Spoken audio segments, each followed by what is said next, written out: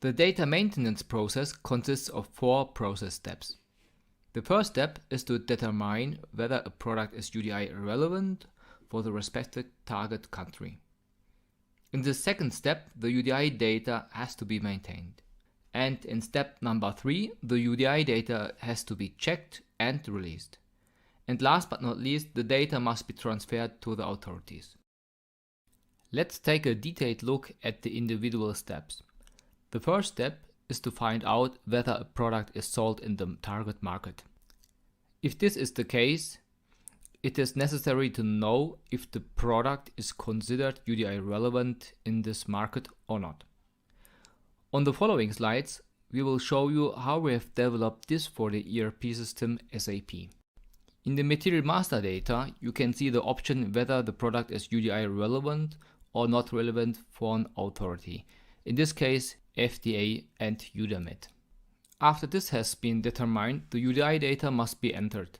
For example, here the EUDAMED UDI data for the basic UDI and the UDI in the individual data maintenance.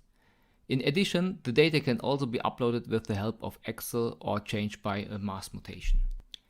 In the second phase, there are further activities to be carried out, such as adapting the labels and creating the technical documentation, which we'll not go into now. In the third phase, the UDI data records must be checked and then released using a 4 eyes or 6 eyes principle. For this purpose, there is an overview list in the UDI SAP add-on where the data can be reviewed and additionally validated using our business rules that we have defined. Subsequently, the release for the data transfer can be performed. In the last step, the data transfer is triggered. For this, we have enabled the maximum flexibility in our add-on. All UDI data can be downloaded either as an Excel file or as an XML file.